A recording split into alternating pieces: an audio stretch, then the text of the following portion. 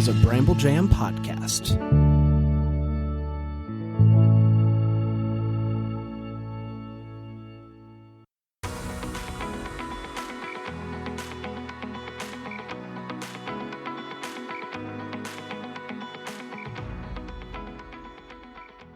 Welcome to Girls Gone Hallmark, a Hallmark Review podcast. I'm Megan, and I'm a longtime Hallmark fan. I'm Wendy. I'm a former Hallmark hater. Today we are discussing The Finnish Line, which originally premiered on the Hallmark Channel on Sunday, December 1st.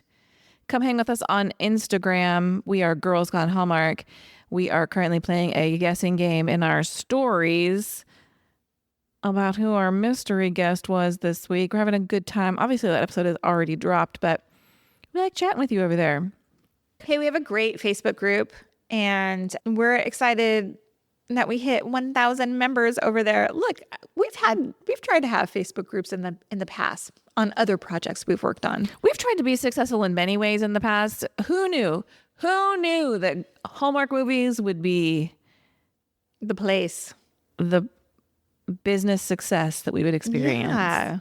I'm happy for it. And I'm happy for all the people that are in our Facebook group, because it does truly feel like a community over there. Indeed, it does. And I'm happy about that. So come and join if you're looking for a spot to talk about Hallmark movies. It's so fun because we get to know a lot of the personalities in there, and it's just a good time. You can always email us directly, girlsgonehallmark@gmail.com, and we love reading your emails as well. Does correspondent Mike have anything to say about? I'm not sure that correspondent Mike watched The Finnish Line. Oh, okay. I would like to shout him out. He did come through with our request for Say Manicotti one more time. Yeah, he did send an email about Holiday Touchdown, which obviously we reviewed. And I don't know if you saw this. At the bottom of the email, it says, here's a preemptive photo attachment to save y'all from having to ask. Now, this is this real deep Girls Gone Hallmark inside jokes. When we reviewed Winter in Vale, here's the story, the backstory, the yes, no of it all. Wendy was flummoxed by the number of times they said strudel. Mm-hmm. Like, no more strudel. Yeah. To which Strudel fest. Yeah. But there's lots of strudel talk. Yes.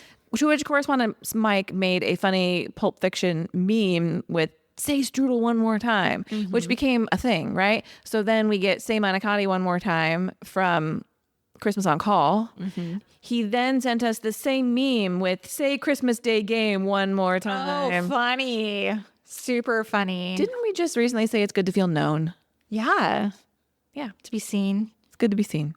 Thank you, Mike. Let's hear a synopsis for The Finnish Line. Anya follows her father's footsteps in sled dog racing. In Finland, she enters her last race, but her lead dog is injured. Teaming with Cole's dog, she battles her father's rival, Monty, while learning to trust her new canine partner to win. The Finnish Line was directed by Dustin Riker. Dustin had a busy Thanksgiving weekend as he also directed A Christmas Quest. There are 3 writers credited for writing The Finnish Line: John Bellina, Talia Gonzalez, and Nicole Dressbell. Don't look at me. You said it fine. Speak it with confidence. John Bellina has 6 writing credits, including the Hallmark movie Never Too Late to Celebrate from 2023. Talia Gonzalez has 11 writing credits, which also includes Never Too Late to Celebrate, as well as a couple episodes of Virgin River, Hawaii Five-0, and I, Zombie. Finally, Nicole Dressbell has 9 writing credits, which includes last year's Girls Gone Hallmark favorite, Mystic Christmas. Kim Matula plays Anya. This is Kim's 42nd acting credit. After appearing in Ghosts of Christmas Always and Checking It Twice, she took on the role of Jane Curtin in the theatrical release Saturday Night. I wonder when that's going to hit a streamer. I want to watch that. I want to watch that movie. Me too. Bo Mirkoff plays Cole. We last saw Bo on Hallmark in the one-season series Ride. He also co-starred in the 2022 movie Hidden Gems. Bo is currently co-starring in the series Good Trouble, for which he's been in 49 episodes. Side note, I did not know Good Trouble was still on. It moved to Freeform. Prior, it was on what? I thought it was on the CW. The reason I say that is because in my mind I was like, oh, the CW series Good Trouble. Now, it could have always been on Freeform for all I know, but it is on Freeform now. Was Freeform ABC Family at one point? Perhaps. Okay, I can't remember.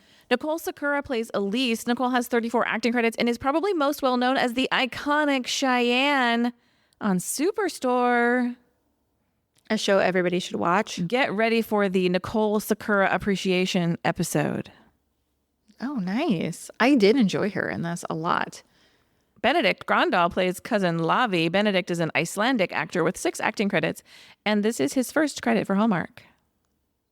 Paul Sigbor Paulsen plays Monty White. So easy for you. This is also his first acting credit for Hallmark among his other acting credits.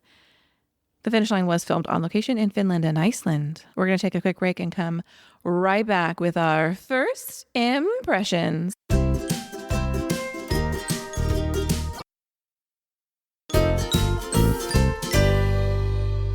We're back, and Wendy, please tell me your first impression for The Finish Line. As much as I love Keith costumes and the choices he picked for this movie, I have to question the red bathing suit. Speaking of clothing choices, I'm going to get Wendy a shirt that says hamburger on it. I don't even know what that means. It's bah humbug in Finnish or Icelandic. I have been fairly Christmassy, I think. I know you. You have certainly broken out of your former. Look, you had a resting Grinch face sweatshirt at one point. So I was going to say your former Grinch persona. I don't actually perceive you as a Grinch, but it was part of your shtick. It was, and I bought like 3 pairs of Christmas pajamas this year. So like, what's happening to me? My tree is up. It's December 3rd. I know. I love it. It just made me laugh. It makes me laugh too. Let's talk what we liked about The Finish Line. All right. You go first. Sure. We talked how much we loved like the adventure piece of Christmas Quest. Yeah. And I'm really loving this new adventure genre we got going on over on Hallmark. I don't think this movie does it quite as well. Like, I don't think they're on par with each other. Okay, the 2 movies. Yeah, I really like this movie. I'm going to tell you that right now. I really liked The Finish Line. But I like these big, sweeping, epic adventures mixed in with some of our smaller, homier holiday stories. I agree with you there. But I have to ask, like, what's so adventure-y about this? Like, this is her job, right? Yeah, it's not a quest. I'm very indoorsy. So for me, I'm like, you're mushing through the snow. That feels like an adventure. Sure. It's a competition. Yeah. No, I hear you. Like, I am putting these 2 movies kind of in the same boat. I think it's just because there's so much crossover on like who made the movies. Yeah, and the filming location and visually they're very similar. Yeah. I will tell you, when Hallmark released all their movies that were coming out, I remember reading the preview of this one and I was like, I don't know about this one, because any kind of stories with animals kind of makes me uncomfortable. But when we learned that Nicole Dressbell was a writer on this movie, like, I think that's why we ended up putting it on our schedule to review. I liked it. I liked that they talked about something that I know nothing about. Dog sledding. I know 0 about the sport. So like, that was kind of fun. Visually, I thought it was fun and interesting to look at. I really liked Kim Matula. I like her a lot. She's so like dry. Yeah. She has a great dry sense of humor that I really enjoy. There were a lot of things I liked. I liked Elise. Megan's making a face like, yeah, Demi. I thought she added a lot of humor and was fun. And I liked that she like rode for her best friend. Yeah. Yeah, I liked it. I liked the chemistry between Anya and Cole. Because we haven't seen Bo Mirkoff since Ride. He's great in this. I thought he was really good in this. Yeah, I think maybe what happens is, I think Kim Matula is she's one of the actors on Hallmark who's not just a good Hallmark actor. She's a genuinely good actor. I'm not saying Hallmark actor as a slam. I think Hallmark is its own genre of filmmaking. And so I think watch Finding Mr. Christmas is a very specific thing. Now, of course, things translate from different types of acting, but I think Kim Matula might raise the caliber of the people around her. I want to, like you mentioned, I want to talk about the two Nicoles. Nicole Dressbell, I honestly can't remember if this was originally on our schedule. I remember in our first impression of this movie, when we did our first impression episode back when it started, I was like, "Ooh, the dogs." But I think maybe we put it on the schedule because of all the hype. Then we found out that Nicole wrote it. To me, knowing that she wrote it, it was very obvious that she wrote it. Oh, it really? had, to me, that same quick-witted, snappy dialogue. She's got a lot of quick comebacks. I mean, like, how lucky womankind is to have you in our corner. The sarcasm that Kim Matula spits is so good. Nicole Dressbell's style of writing really speaks to me. You need only listen to our review of A Mystic Christmas from last year to hear me absolutely gush about both that script and the delivery of the script by Jesse and Chandler. Please keep her working, Hallmark. Please. Now may I talk about Nicole Sakura? Now you mentioned her.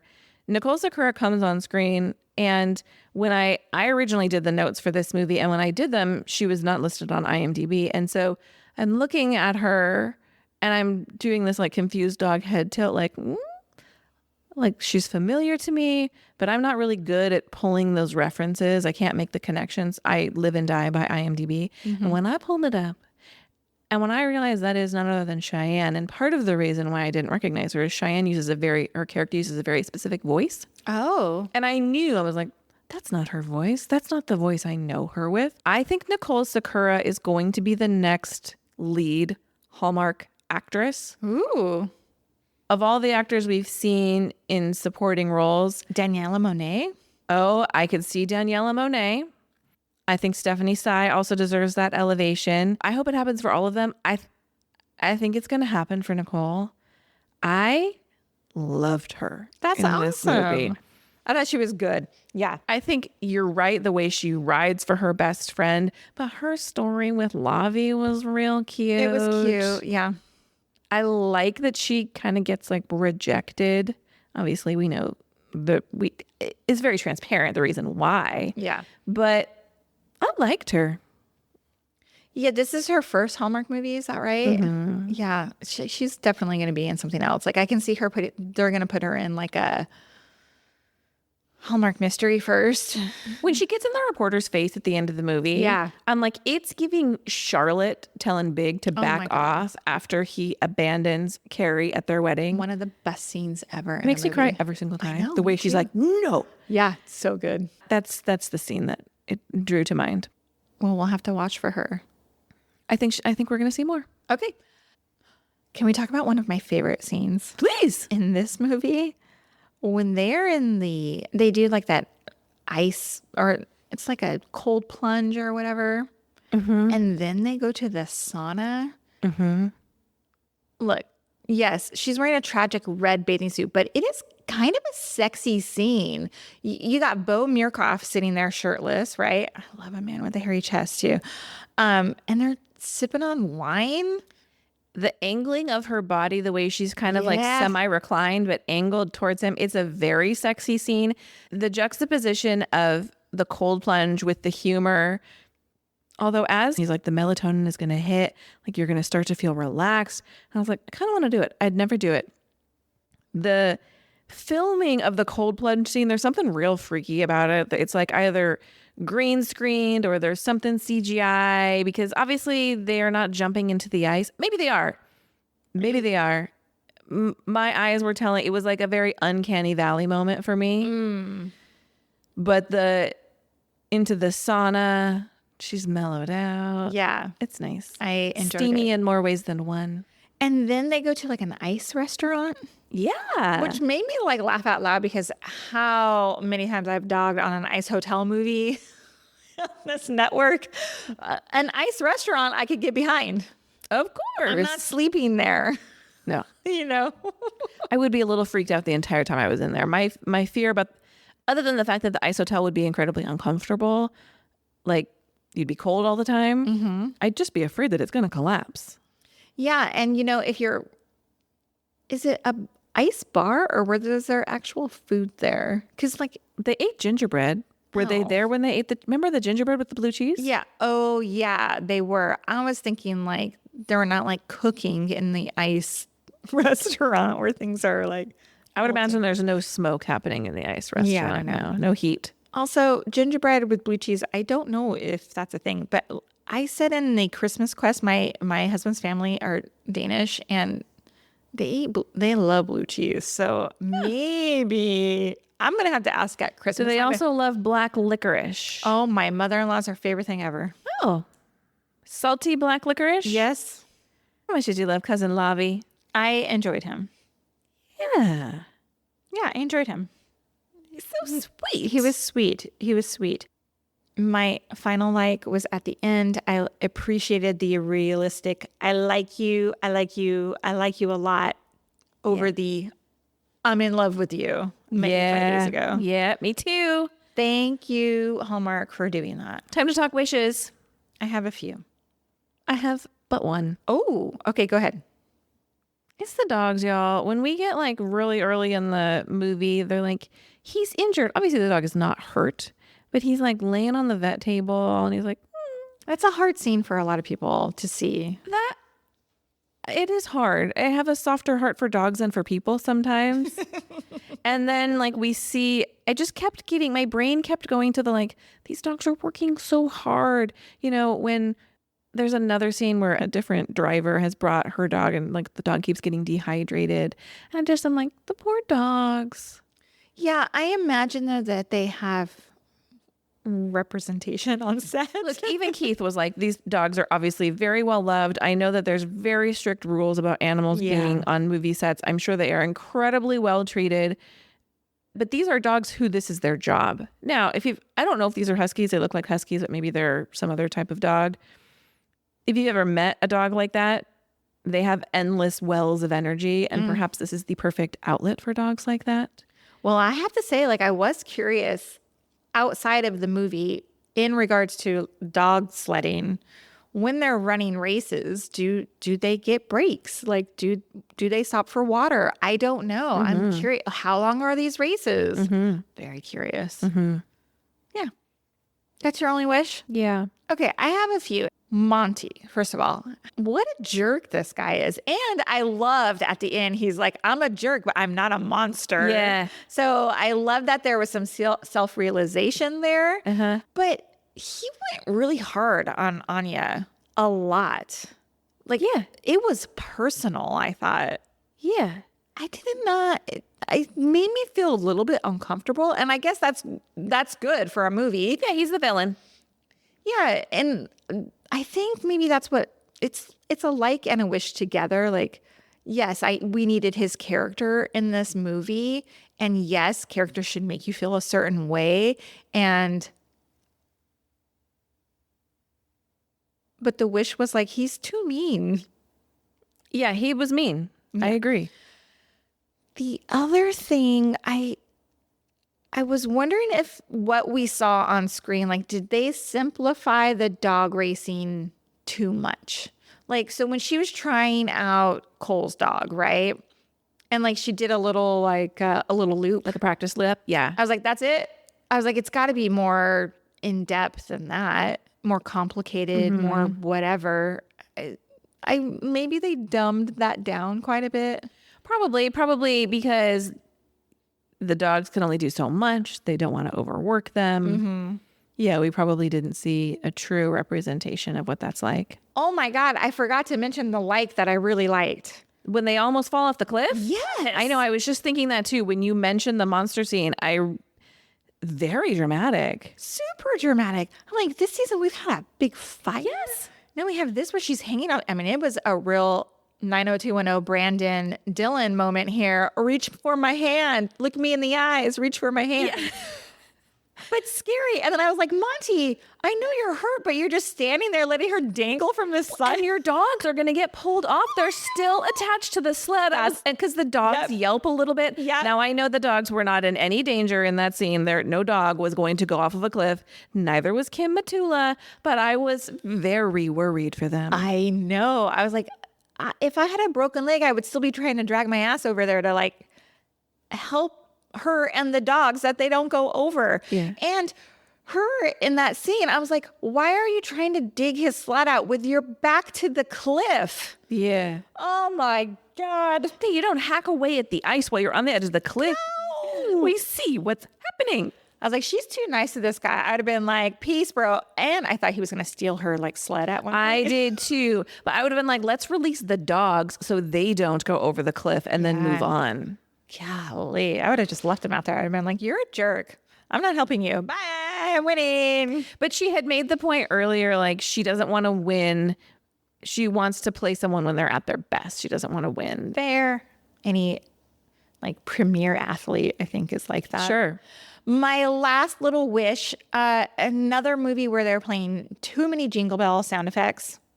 Ting, ting, ting, ting, ting, ting, ting. The scene is changing. Notice something. Man, just push. I know, it just washes over you. Yeah, I'm right? sorry. It's all right. I know, I'm highly annoyed by it right now. Mm-hmm.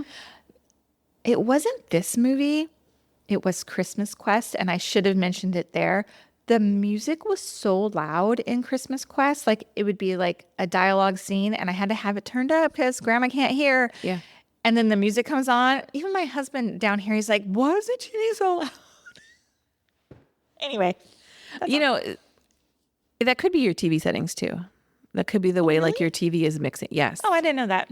Yeah, because this is a conversation that happens on the place that used to be Twitter, and people are like, it's your TV settings. Now, I don't have any idea how to fix that, but yeah.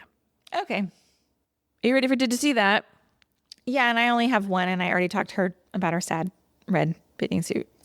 There's nothing wrong with a red bathing suit. It's just so No. loose on her, and she's gorgeous. I just wanted it to be better fitting. Maybe remember our conversation with Keith, like it was very difficult to kind of get. Yeah, maybe it's not easy to get a bathing suit. They got one choice. Yeah. Hard to get supplies in Iceland. Yeah, I just. But what we're going to put her in? She's not going to wear a bikini on Hallmark, you know? It's happened before.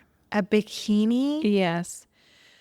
It might have been one of the Love Club movies. We've seen a bikini on Hallmark. Also in, I believe, a New Year's resolution. God, She I wears a know. bikini running into the You're ocean, right. the lake. You're right. All right, here's my Did You See That? It's Yes. one, we know from Keith Costumes that Kim Matula is either vegan or vegetarian, and she must have absolutely hated the line about eating reindeer. And I almost wonder if it was a script change, because in that scene, if the listeners don't recall, it's early in the movie and she's like going around a buffet line and Cole is identifying all of the foods for her. And so she piles her plate with something. He's like, oh, that's reindeer. And she's like, well, I can't have that. And I wondered if that was an accommodation to her or if it's just funny. Like, I'm not going to eat reindeer. Can't have Rudolph. Would you eat reindeer if you were? You've had alligator. Would you try reindeer? I've never had alligator. You told me you had We were at Knott's Berry Farm together. I saw you eat it. We had alligator at Knott's Berry Farm? Yes, it was like chicken nuggets. Yes, I saw you. I mean, eat it. I would eat it. I would eat alligator. I don't. Something weird about eating a reindeer. I don't know why. I would not, for the record. This is a deep cut. Wendy's gonna hate it. Towards the end of the movie, Anya, I believe she says it to Monty. She's like, "I'm Anya Cavella, and I'm going to win." Do you remember that line? For me, it was very reminiscent of The West Wing. I'm Jed Bartlett, and I am the president. The backstory is Why would I hate any of this? because it's a West Wing reference. Oh, girl, I needed you in Portland because there was a West West Wing trivia. Wing answer that maybe you would have gotten. That is a line when there's an election and the other candidate is like, and I'm running for president. And when Jed goes all in, he's like, and I am the president. That's like the pivotal moment where he's like, get out of here.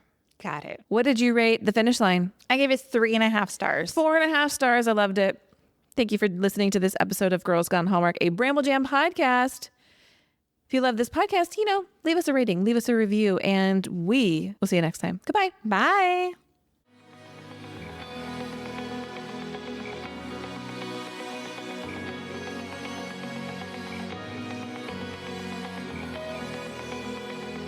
All right, friends, before we go, just a quick heads up. You're about to hear some ads. These little gems help us keep the show running and the Hallmark love flowing. So do with that info what you will. Grab a snack, hit the skip button, or maybe, just maybe, listen in and discover your new favorite product. Bye.